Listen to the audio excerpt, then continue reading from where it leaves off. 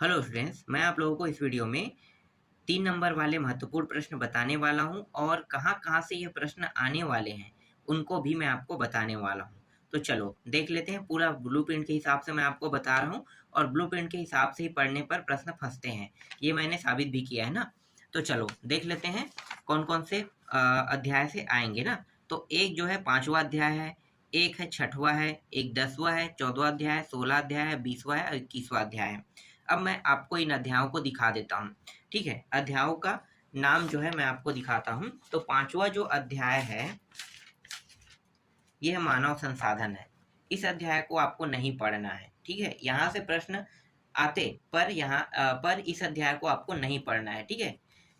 चलो आगे दिखाता हूँ 6वां अध्याय। 6वां अध्याय में है मानव अधिवास दिया हुआ है। ये है मानव अधिवास वाला अध्याय है। ठीक है? ये 6वां अध्याय है। ये आपको परीक्षा बोर्ड में मिल जाएगा। तो परीक्षा बोर्ड में है तो यहाँ से आपको कौन-कौन से प्रश्न पढ़ने हैं उनको देख लेते हैं। ठीक है? मानव अधिवास में बहुत सारे प्रश्न हैं, पर बहुत सारे प्रश्नों को आपको नहीं पढ़ना है। देखते हैं कौन-कौन से इम्पोर्टेंट है। तो देखो, एक तो इम्पोर्टेंट प्रश्न है ये, अधिवास किन-किन आवश्यकताओं की पूर्ति करते हैं? ये प्रश्न है। इनका उत्तर छोटा-सा है। ठीक है? इसको याद कर लेना। एक प्रश्न यहाँ पे ये है, मानव के लिए आवास क्यों आवश्यक है? ये प्रश्न है, ये भी छोटा-सा है। तीसरा और ये चौथा, सबसे महत्वपूर्ण प्रश्न ये है, स्मार्ट सिटी की अवधारणा को समझाइए। ठीक है? ये प्रश्न आपको छोड़ना नहीं है, अच्छे से याद कर लेना है। आप ये छोड़ सकते हो, राजस्थान के मकानों की विशेषताएँ लिखिए कहेगा, ऐसे प्रश्न नहीं आते हैं। पर स्मार्ट सिटी की अवधारणा को समझाइए, ये प्रश्न इम्पोर्टेंट है, ये आ सकता है। ठीक है? इसको अच्छे से याद कर लेना। इसके बाद आपको डायरेक्ट मैं 6वां प्रश्न दिखाता हूँ। 6वां प्रश्न में ये प्रश्न इम्पोर्टेंट है। जलवायु के विभिन्न घटक किस प्रकार मकानों के निर्माण को प्रभावित करते हैं, स्पष्ट कीजिए कह रहे हैं, ये प्रश्न है। और ये वाला प्रश्न भी इम्पोर्टेंट है। ग्रामीण अधिवास की कोई 5 समस्याएँ बताइए कह रहा है। यहाँ पे 3 समस्याएँ दिए, 3 नंबर रहेगा तो 3 ही समस्या लिखना है, 5 नहीं लिखना है। 2 यहाँ पे दिखाई दे रहा है, एक और बना लेना। ठीक है? ये इम्पोर्टेंट है। चलो उसको भी दिखा देता हूँ। 5 दिखाई दे रहे हैं, कोई भी 3 याद कर लो। और इसके बाद ये है, ग्रामीण अधिवास पर एक लेख लिखिए कह रहे हैं ना। तो छोटा-सा आपको लेख लिखना है। लेख लिखने वाला जो है ये बड़ा प्रश्न है, इसके आने की संभावना नहीं के बतौर है। ठीक? और कोई इम्पोर्टेंट थोड़ी है? नहीं, बस इसमें इतना ही प्रश्न इम्पोर्टेंट था। ठीक है? इसके बाद जो मैं आपको बताने वाला हूँ उसमें बहुत सारे प्रश्न इम्पोर्टेंट हैं। आप कह सकते हो सभी प्रश्न इम्पोर्टेंट उसमें। तो अभी मैं आपको 10वां अध्याय से बताने वाला हूँ। 10वां अध्याय कहाँ है? ये रहा 10वां अध्याय। जितना कम हो सके उतना मैं कम कर रहा हूँ। फिलहाल जो-जो अध्याय से हम कम नहीं कर सकते उनमें आपको पूरा पढ़ना पड़ेगा। जैसे कि उपनिवेशों का खात्मा और शीत युद्ध। ठीक है? इस अध्याय से जो प्रश्न आएँगे उसमें आपको कौन-कौन से प्रश्न देखना है तो देखते हैं। देखो, इसमें कुछ बड़ा-बड़ा प्रश्न दिया हुआ है। जैसे कि ये प्रश्न, इसमें बहुत सारे प्रश्न हैं। तो लघु उत्तरी वाले जितने भी प्रश्न हैं उनको आपको देखना ही पड़ेगा। कुछ प्रश्न काट सकते हैं लेकिन काटने लायक मुझे यहाँ पे नहीं दिखाई दे रहा है। हाँ, काटने लायक है कुछ प्रश्न, 2-4 प्रश्न काटने लायक है, लेकिन सभी प्रश्न नहीं हैं। ठीक है? चलो 10वां अध्याय से ये प्रश्न देख लेना। 3 ही टॉपिक याद करना है इसमें और ज़्यादा नहीं। ठीक है? अंतर पूछा है तो अंतर बताना है, तो अंतर में 3 टॉपिक याद कर लेना, 3 दूनी 6 हो जाएगा। ठीक है? 3 नंबर के प्रश्न हैं। और ये जो है शीत युद्ध में परमाणु सशस्त्रों की क्या भूमिका है, ये है। तो ज़्यादा नहीं लिखना है, थोड़ा-सा लिखना है। तो यहाँ पे जितना दिखाई दे रहा है यहाँ तक आप मान लो, यहाँ तक ही याद कर लेना है। 3 नंबर के हिसाब से ही आपको लिखना है। और यहाँ पे क्या पूछा है, उपनिवेश और स्वतंत्र देश के बीच क्या अंतर है, ये प्रश्न इम्पोर्टेंट है। तो उपनिवेश और स्वतंत्र देश, ठीक है, ये देख लो। इसको मैंने पहले ही बता दिया है क्या? 1 मिनट में चेक कर लेता हूँ। कहीं 10वां अध्याय से मैंने कोई प्रश्न थोड़ी दिया है। नहीं, नहीं दिया हूँ। 1, 2, 3 ठीक है, ठीक है। ठीक, आगे देखते हैं। इसके बाद देखो, ये है परमाणु निशस्त्रीकरण कैसे संभव है? जापान में शांति के लिए निशस्त्रीकरण आंदोलन क्यों प्रारंभ हुआ? ठीक है, ये इम्पोर्टेंट है। इसमें भी बहुत ज़्यादा नहीं लिखना है, कहीं पे भी यहाँ तक के आपको क्या कर देना है, टिक करके 3 नंबर के हिसाब से लिखना है। ठीक है, 3 नंबर क्या आएगा तो। और यहाँ पे देखो क्या पूछा है भाई, वियतनाम, इंडोनेशिया और भारत। ठीक है, इनके बारे में लिखने के लिए कहेगा तो आपको ये लिखना है। और ये 6वां प्रश्न इम्पोर्टेंट है। परमाणु बम से होने वाले भयानक नुकसान के बारे में, तो ये नुकसान है। और ये 7वां प्रश्न में क्या पूछा है, देखो 7वां प्रश्न पूछा है उपनिवेशों के प्रति सोवियत संघ और अमेरिका की नीति में क्या अंतर और समानताएं थी। तो ये देख लो, समानताएं 3 ही याद करना है इसमें, और असमानताएं कहेगा तो इसमें भी आपको 3 ही लिखना है। तो ये अंतर में आ सकता है, ठीक है। इसके बाद 8वां नहीं पढ़ना है, 9वां नहीं पढ़ना है, 10वां नहीं पढ़ना है। हाँ ठीक है, डायरेक्ट आ जाना है 11वां प्रश्न में। इस प्रश्न में आ जाना है, ये इम्पोर्टेंट है। अमेरिका और सोवियत संघ की आपसी स्पर्धा का वियतनाम पर क्या प्रभाव पड़ा, ये इम्पोर्टेंट है, ठीक है, इसको देख लो। और इसके बाद एक प्रश्न है, वियतनाम के स्वतंत्रता आंदोलन में भूमि सुधार का क्या महत्व है, ये प्रश्न इम्पोर्टेंट है। और कौन सा है, हाँ ये 2 प्रश्न और हैं, ये इम्पोर्टेंट है, ठीक है, और इसमें ये इम्पोर्टेंट है।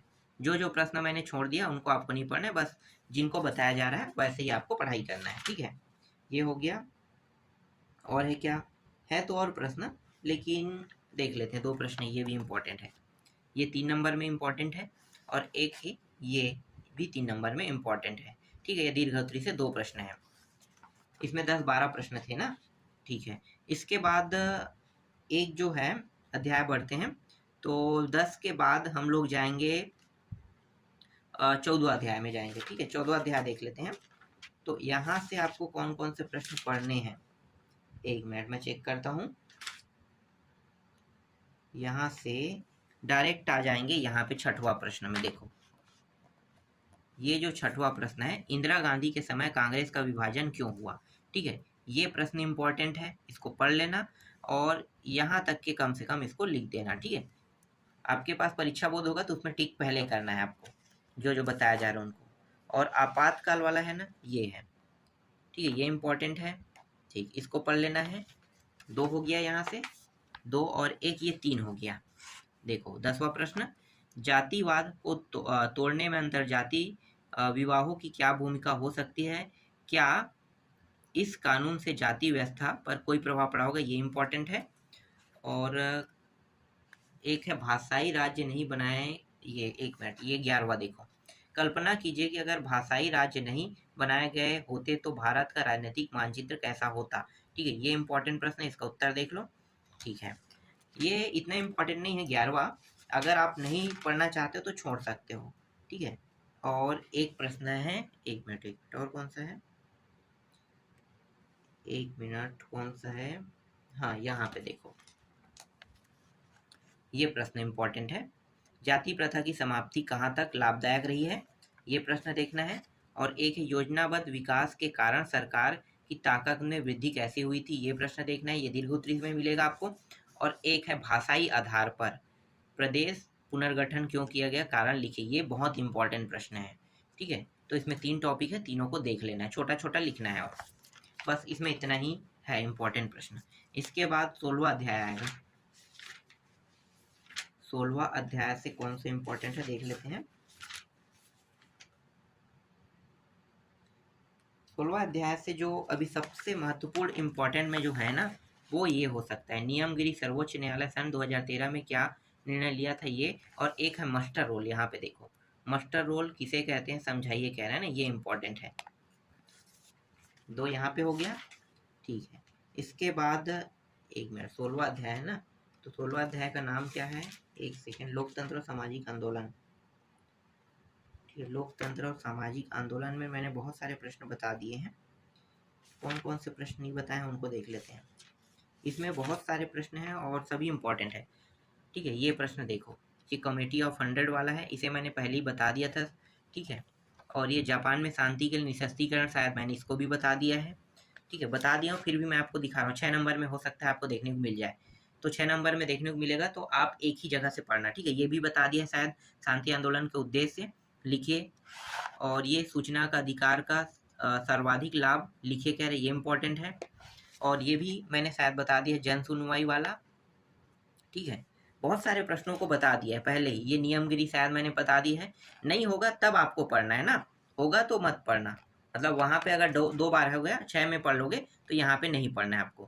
ये प्रश्न है, इसमें सभी प्रश्न कह सकते हो तो लगभग इम्पोर्टेंट है, ठीक है। मैं ऐसे ही आपको दिखा देता हूँ, इसमें मैं कोई भी प्रश्न नहीं छोड़ सकता। ये है, 9वां देख लो, 10वां देख लो। यहाँ पे मैंने टिक किया है तो मैं नहीं छोड़ सकता इसको, ठीक है। हाँ, ये प्रश्न मैं छोड़ सकता हूँ, क्या आपके क्षेत्र में मजदूरी संबंधी समस्याएं है, लिखिए कह रहे हैं, तो ये मैं छोड़ सकता हूँ, ये इतना इंपॉर्टेंट नहीं है। इसके बाद है ये इंपॉर्टेंट है, 13वां इंपॉर्टेंट है, यहाँ पे 14वां इंपॉर्टेंट है। कुछ में हम कम कर रहे हैं, कुछ अध्याय में कम करते ही नहीं बन रहे। 15 इंपॉर्टेंट है, और ये 16वां इंपॉर्टेंट है, 17वां देख लो। टोटल जितना है ना इसमें सब इंपॉर्टेंट है मेरे हिसाब से, ठीक है। ये 18 है, इसको छोड़ सकते हो, ठीक है। 18 के बाद ये नियमगिरी वाला बार बार रिपीट होगा तो एक जगह से याद करना है, ये भी इम्पोर्टेंट है। और ये रहा सूचना के अधिकार का उपयोग कर जनता पंचायत से क्या क्या सुविधा प्राप्त कर सकती, ये भी है। और 21वां में देखो ये भी है, और ये 22वां भी इम्पोर्टेंट है, ठीक है। इसके अलावा और कोई थोड़ी है, इसमें पूरा प्रश्न मुझे इम्पोर्टेंट लगा, ठीक है। बस इतना ही पढ़ना है उसमें, तो मतलब इसमें 21-22 प्रश्न है ना, तो वो सभी को आपको पढ़ना है। इसके बाद 20वां अध्याय, 20वां अध्याय भी वैसे ही है, सभी इम्पोर्टेंट वाले टॉपिक हैं। 20वां अध्याय में क्या नाम है 20वां अध्याय, एक मिनट, हाँ, खाद्य सुरक्षा वाला ये अध्याय है, खाद्य सुरक्षा।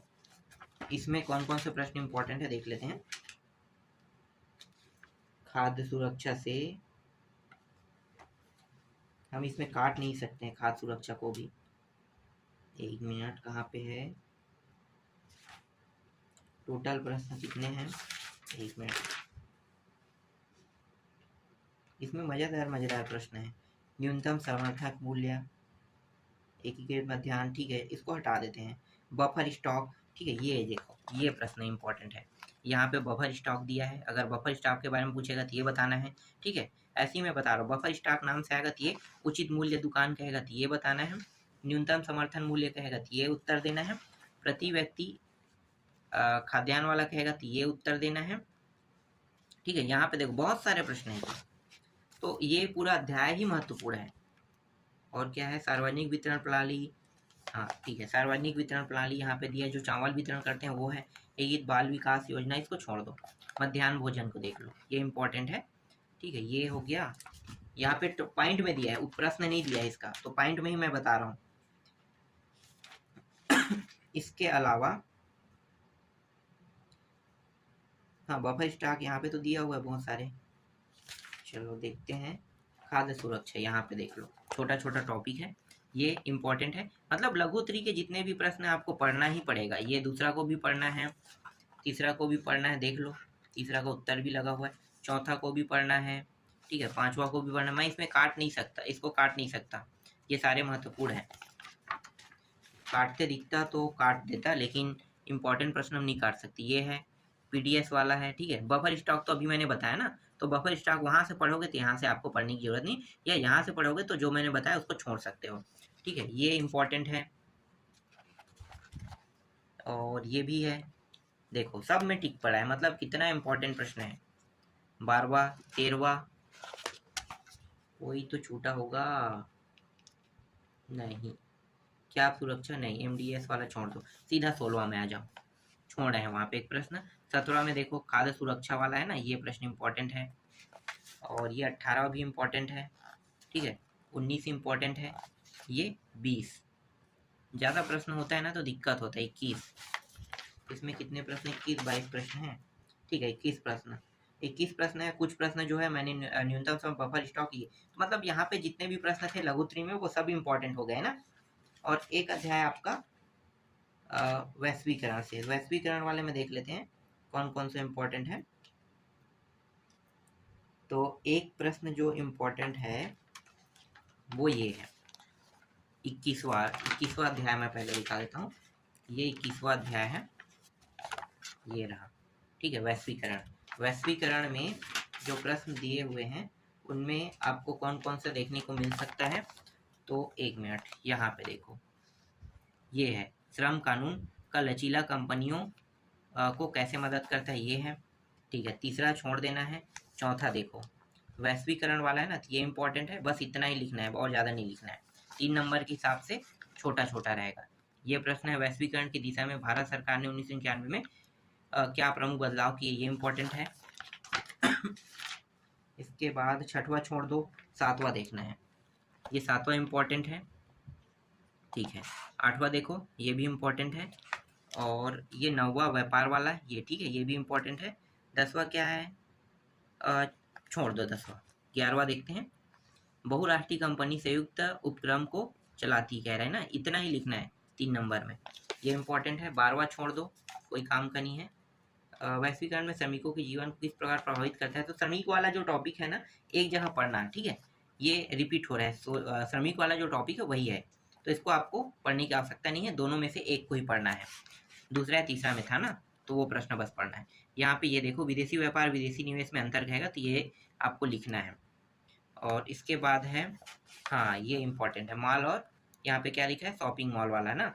विश्व स्वास्थ्य संगठन कब, और ये वाला है, इसको भी देख लो, ये भी इम्पोर्टेंट है 3 नंबर में।